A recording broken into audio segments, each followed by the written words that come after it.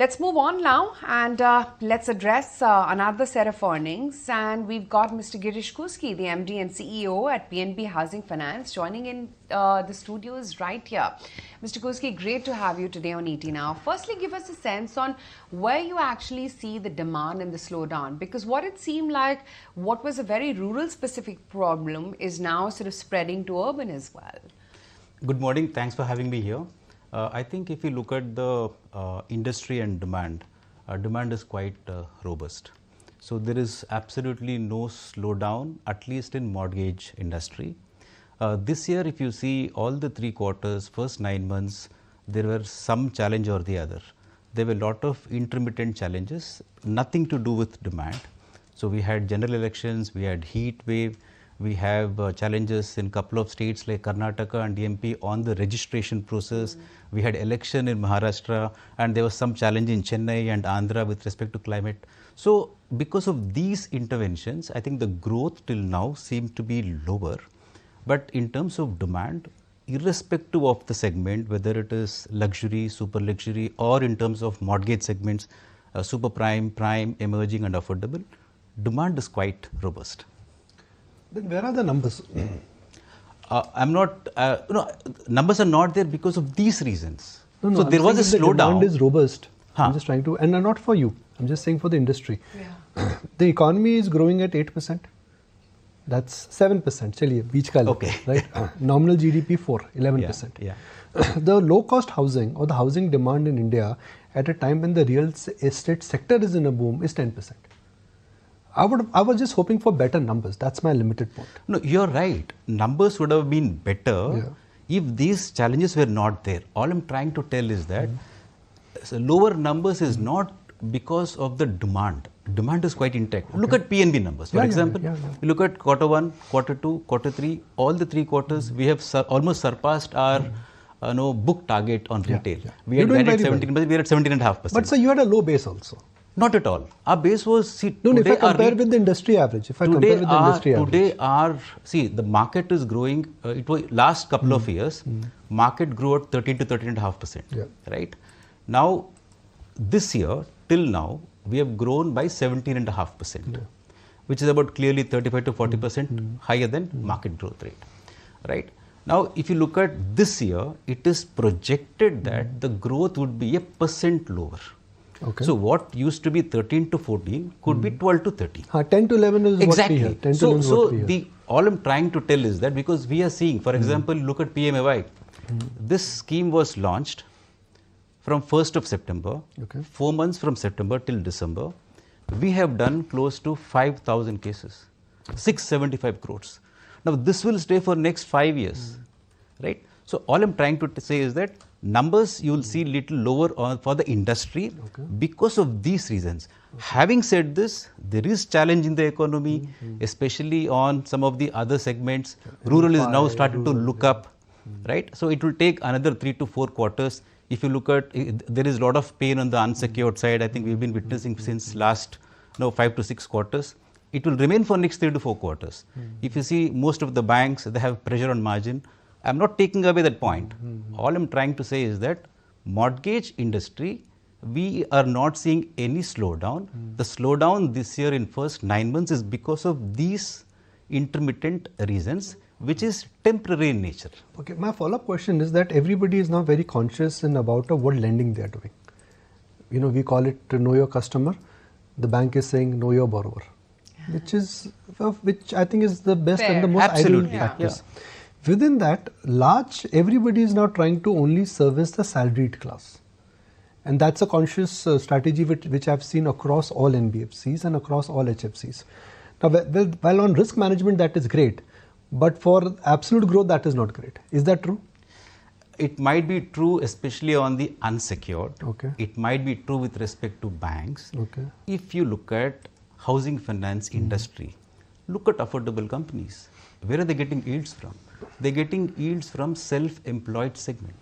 So if you look at any affordable as an industry, I'm just guessing the numbers. Self-employed will be good 40% and some of the companies are close to 50%.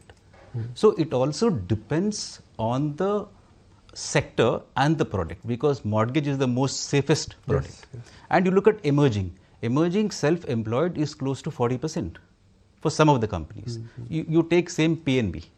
Now, our share of self-employed now is over 35%. Salaried is 65. Yes, it is true that self-employed, the risk is slightly higher. Yes. Obviously, NPAs will be higher compared to salaried, but the yields will take care of the higher risk. So that is already factored in. The margins are slightly higher in self-employed because that is how the country will grow. That is how the industry will grow. On salaried, there's lot of competition. Almost all the banks, PSU and private, they focus on super prime and prime, largely salaried, easy to assess, credit risk is very low, but the margins are thin. It doesn't matter because for banks, mortgage is just one out of many products. But for housing industry, most of the companies are into monoline business. They have various segments, various profiles. So there you will see the right mix of salaried and self-employed. Otherwise, today, any housing finance company only focusing on super prime and prime would face huge challenge to be profitable. But Girish, let's do the breakup of your book in terms of the lending as well, like you were mentioning, and correct me if I'm wrong. I believe that there's a cessation of the super prime schemes that you have, but in the prime segment you are still focusing, but it's the affordable that is doing very well for you. Your focusing is right there. There's a triple digit growth is what we are seeing. Help us with the understanding there that which is the key focus area right now and where are you going gung-ho about and what are the factors actually? Sure. A very good question. If you look at PNB Housing about 2.5 years back, we were predominantly focusing on super prime and prime, which means lower margin, which means low profitability. We had a large corporate book which was under stress. So little over 3 years back, we took a call that we will suspend doing corporate business. We will run down the book, work on the stressed pool and bring down the delinquency. Today, our corporate delinquency is 0. This we achieved 3 quarters back. Now, without corporate, only getting into super prime and prime for HFC, it's a huge challenge in terms of profitability. So we took a call little over 2 years back that we will completely exit super prime. So we have completely exited. A. B. We started affordable in Jan 2023. We started with a modest disbursement of 5 crores. Reached 100 crores in about 6 months' time. If you look at March 24, our book was 1790 crores in affordable. In first 9 months of the current financial year, we have doubled the book. Now the book is 3,838 crores.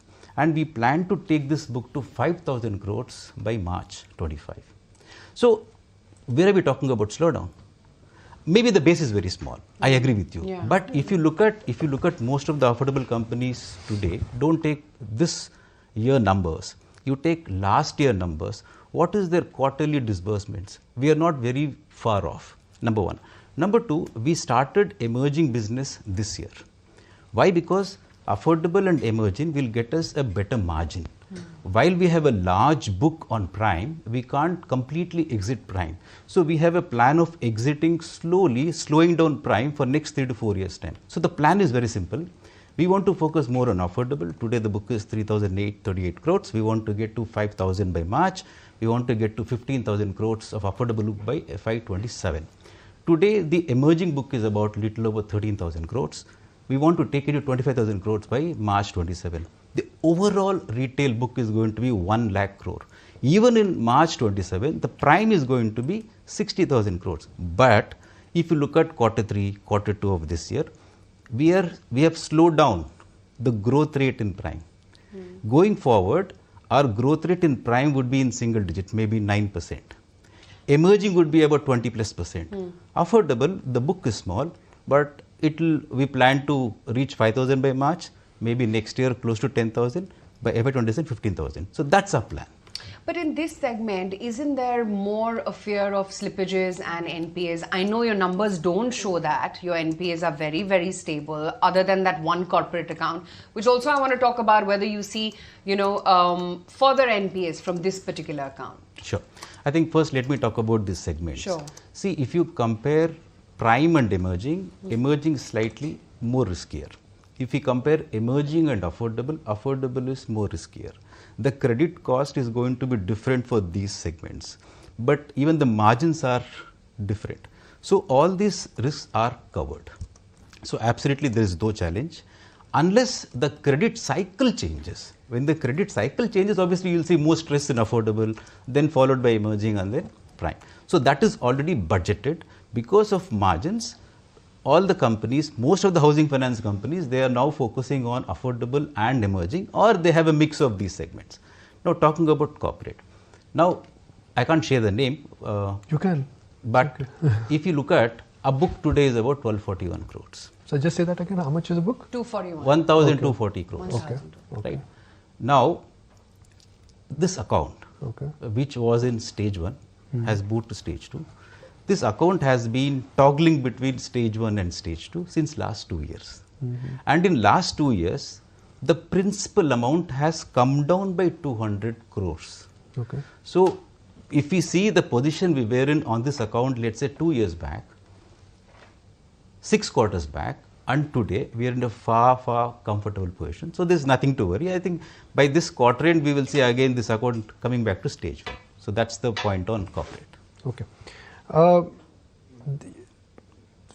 years ago, there was almost a war in the HFC space, led by PSU banks, SBI, PNB Housing, Can Bank. They said, look, we will give loan at 8.5%, 9%.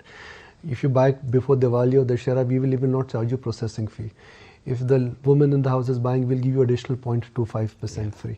There was a war because that appeared to be the go-to space for everybody because, like you said, mortgage is very secure. But I don't see those big ads which are getting splashed now. See, couple of Is the war things, over? Couple of things have changed. No, war is not over. Couple of things have changed. I'll tell you why. Now, most of the banks, they had a challenge on CD ratio. So they have to either increase deposits or reduce lending. Now, mortgage is a product within consumer loans, which will help to grow the book if you want to, also help you to reduce the book if you go slow on mortgage business. Now, I think most of the banks, it is my personal opinion, most of the banks, to correct the CD ratio, on one side they're trying to increase the deposits, which is hard to come by, at least till now we've seen a lot of challenges. What is the other option available? To go slow on lending. And within consumer, the easiest product, given the ticket size and the ease of doing business. When I say ease, the demand is quite robust and therefore ease. Demand, safety, security, security, secure product. So they're going slow on mortgage. That is the reason you will not see. Number one. Number two, any year, quarter 1 is cyclical. Why it is cyclical? Because quarter 4, I don't know what happens. It's still a jinx. Entire industry does well. It's a government spending. It's a government spending, so, year-end closure, everything comes together. So after quarter 4, quarter 1 will be soft. Okay. It will be muted. Now quarter 2 will be very good. Quarter 3 for housing finance companies is little tricky. Quarter 3. Why? Quarter 3 is little tricky because all the companies products focused on consumer will do well. For example, wheels business. For example, unsecured. These products will do well because the spend goes up because of festive season. Diwali, Dussehra. Whereas for mortgage industry, if you see, number of holidays in quarter 3 is the highest. Now, that actually impacts. So, therefore, quarter 1 and quarter 3 is little muted. Quarter 3 is tricky. Quarter 1 is more cyclical. Whereas quarter 2 will be good and quarter 4 will be excellent. I think that is the trend. And this year, why it is low? It's because of these reasons. One more question. Sorry. No, one more question, at least before we wrap. One decisive trend is that real estate prices have gone up by at least 50 to 70% across India. But if I look at the profile of home loan companies, the bracket in which they have loans which are bracketed between 25 lakh to 50 lakh or 50 lakh to 1 crore, despite such a large boom, that quantum has not increased. What I'm trying to say is that let's say in 2021, if for the industry the average loan size was sub 50 lakh rupees, while real estate prices have doubled in India in last 3-4 years, that average ticket size has only gone up by 25%. Am I missing on something? In some markets, you're right. I think the rates have really increased. But if you take overall, what happened during COVID, prices crashed, which was because of an event called COVID. Prices crashed. Post 2020 October, real estate space started recovering. Prices start going up. So whatever 60-70% increase, what you're saying, the real increase is quite less because it had already dropped during COVID period. Number one. Number two, today what is happening is that there is a lot of balance transfers. So we have 4 segments. So all the affordable customers, once they improve their credit score, they would migrate to emerging, which means they would shift to some other institution, and emerging to prime, and eventually prime to super prime, which is obviously the top few banks in the country. So there is a migration process. So I think at least about 20% of what business we do every year, it is just rotating from one institution to other institution, and that is why you will see that the growth is still at 13-14%, and with this PMAY, I think it might inch up from coming year because there's huge demand for that space, which would aid companies focusing on affordable and emerging, to a small extent in prime, given the ticket size. So you will see that from coming year. This year, because of these challenges, you will not see even the growth rate being maintained what we saw for last 2 years. But so what's your expectation on the interest rate trajectory, and anything additional that may come by in the budget? I think we've been discussing about rate cuts since last 3 to 4 quarters, and it will happen sooner than later. So probably I'm expecting a 25 bips cut, to start with, because even now there's a dilemma, looking at inflation, looking at, right. So I'm expecting 25 bips cut. But you're not expecting any impact on your NIMs because of that? See, 25 bips rate cut would impact 10% on cost of borrowings. So we'll be able to pass on that. So we'll be able to maintain that in short to medium term, and after that, with this mix change, it should improve. Right. Okay, Mr. Kousgi, such a pleasure having you in the studio today. Thank you so much for your time. Thank you. Okay, a lot of perspective there coming in from the PNB Housing MD and CEO, Mr. Girish Kousgi. Let's just revisit what the market